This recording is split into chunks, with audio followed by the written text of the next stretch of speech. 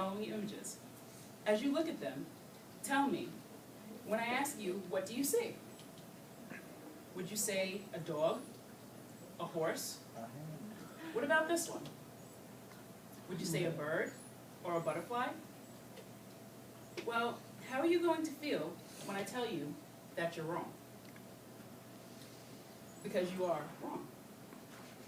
Think about it. I will explain why a little bit later. I'm going to tell you about the 7th book in Plato's best-known work, The Republic, titled The Allegory of the Cave. As described by historyguide.org, copyright 2000, it's the story of prisoners chained in a cave since childhood. They are unable to turn their heads because it is being held in a place with a large shackle, like a neck brace. All they can see is the cave wall. Behind and above them burns a fire. Between the fire, the prisoners, there is a parapet, which is a wall-like barrier at the edge of a terrace or balcony. This is where the puppeteers can walk. The puppeteers are on the parapet, behind the prisoners, holding up puppets that cast shadows on the wall of the cave. The prisoners cannot see the puppets, the real objects that pass behind them. What they see are shadows and echoes cast by the objects that they do not see.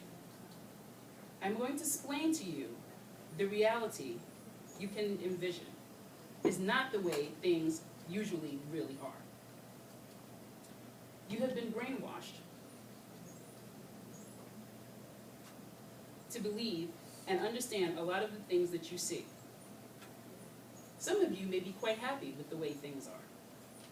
Ignorance is bliss, so the saying goes.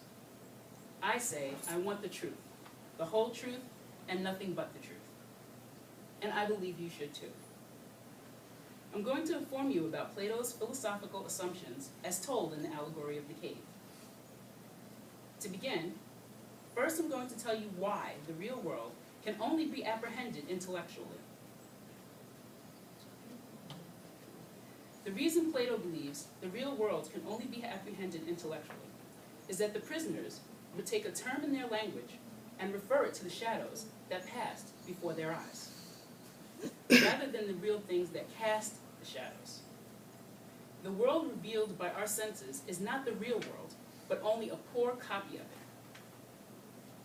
Faculty, Washington, EDU, copyright 2006, says Plato's aim in the Republic is to describe what is necessary for us to achieve this reflective understanding.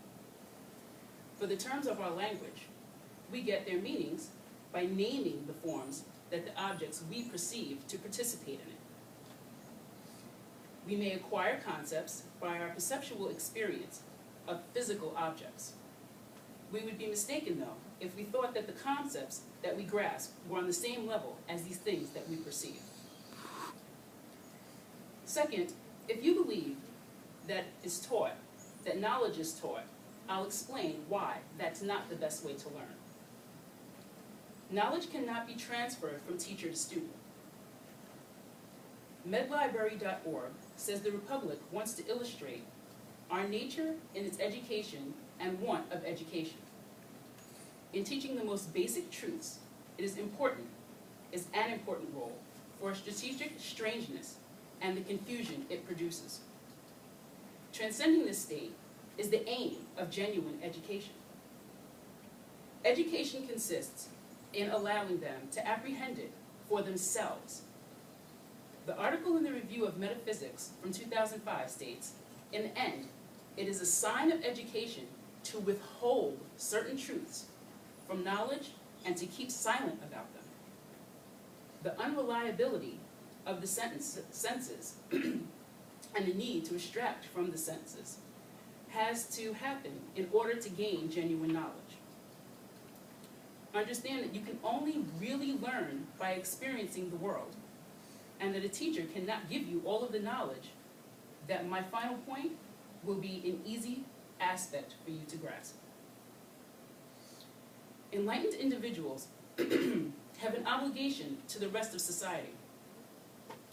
An article in the Harvard Journal of Law and Public Policy from the spring of 2000 states that Plato argues that the majority of you more closely resemble the prisoners that are left in the cave than the enlightened prisoner. Most of you would rather stay in a reality that you cannot see and have no means of accessing it. You will be content to live your life as rich as your circumstances will permit. Stated in Teaching Plato's Cave in spring of 2002, it is what Plato sees as the role that philosophy and philosophers play in helping the rest of you become more enlightened. Now that I've discussed how the world can be understood, that knowledge cannot be transferred, and that enlightened people have a duty to society, I'd like to tell you why your perception of the images you saw were wrong. Did you figure it out?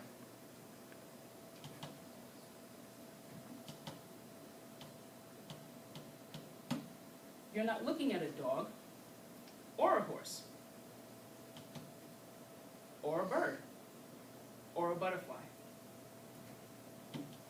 You're looking at shadows on a wall made with fingers.